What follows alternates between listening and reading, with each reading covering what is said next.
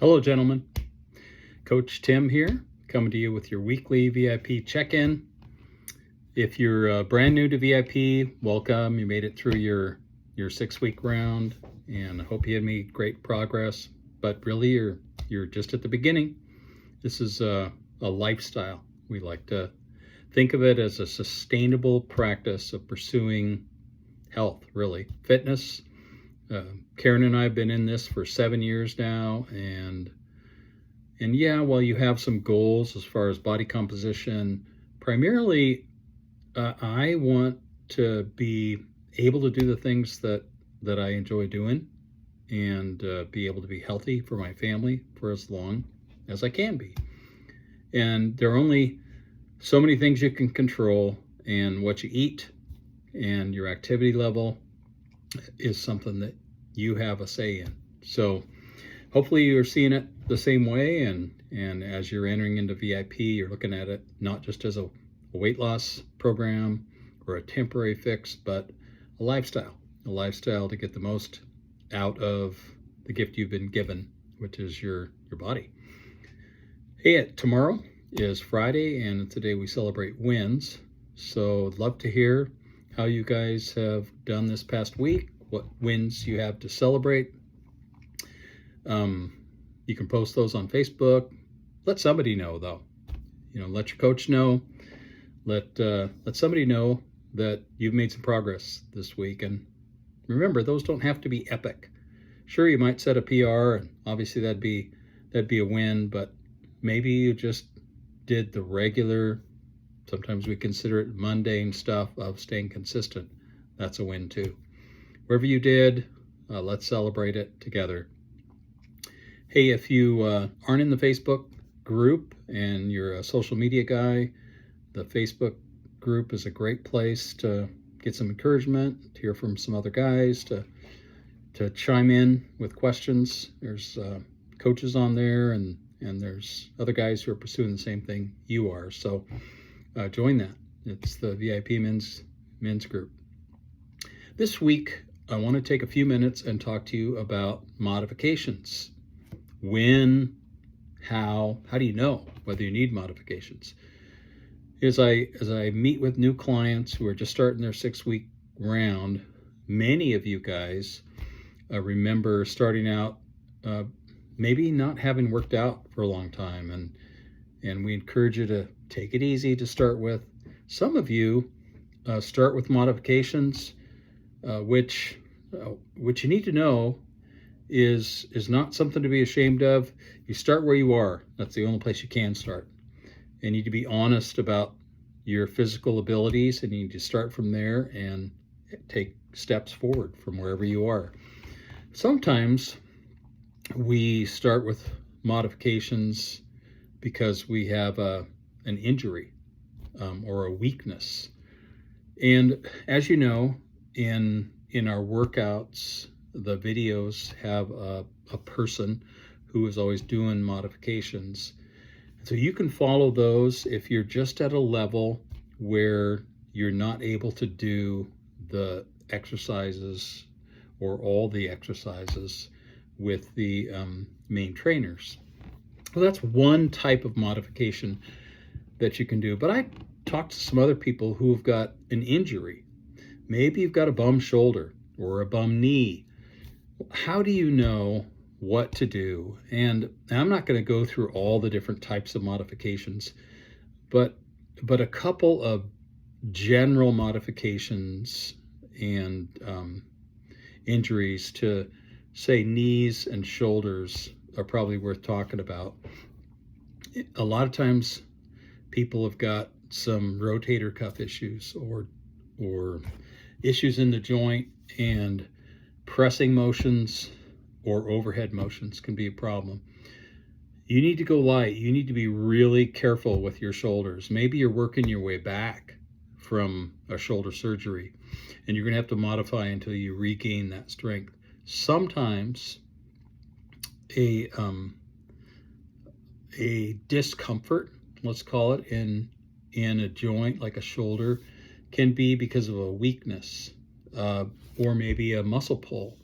I overdid it a couple of years back in my left shoulder doing front raises. I just did too much, too many reps, and probably lifted a little bit too heavy, and I strained a muscle right here in my front deltoid. And it was months of modifying, which for me meant lighter. And sometimes that's the only modification you need, is just go light. Sometimes it's a range of motion issue, and you're going to have to work with what you've got. You can research specific modifications for certain injuries. A lot of times there are alternatives that you can target the same muscle groups, and just do a different exercise. But sometimes you're just limited with what you can do because of an injury. That doesn't mean that you can't strength train. It just means you're not going to be able to strength train that specific area at the level that you want to. Knees. My wife has got a bum knee. She's had surgery on it, got a couple screws in there, and at some point she's probably going to need a knee replacement. But she just modifies in the depth of her squats. Now you'll hear all sorts of stuff about Astagrass, that you need to go deep in all your squats. But if you've got a bad joint, sorry, but you're not going to be able to do that. And so she tries to go down to about 90 degrees and stops her squat there, so that she doesn't end up tearing out a knee and having to get a knee replacement before she needs to. So if you need to modify, you need to do it. Another common one is back issues. Some guys are limited on what you can do as far as bent over lifts, and you may be better off with something like a trap bar, something where you're really in the center of your deadlift rather than out front. And you need to be really careful. And sometimes we get to a certain age, you need to just not go for the super heavy deadlifts, because you need to work on endurance, you need to work on strength, but you need to not be pursuing PRs. If you know you've got a bum back, you need to be careful with it, because man, you slip a disc, you're looking at all sorts of issues. So don't be afraid to modify, and don't let it get you off the rails as far as strength training. Do what you can do. There's been times when I've had an injury. For instance, I had foot surgery a couple of years back, and I was limited to upper body for months, but I could still strength train. I just had to do upper body. And so if you're limited because of an injury, do what you can do. You can still stimulate muscle growth in the areas that you can work. Sometimes discomfort is because of poor form, and I need to mention that because you don't necessarily need to modify just because you feel discomfort. You need to discover, am I lifting with proper form? Because if you're not, you're going to feel some discomfort, and you might end up injuring yourself if you continue to do that. So make sure that on your lifts you've got good form. A while back we had a guy who thought he was deadlifting correctly, but was mystified by the fact that his back was still hurting.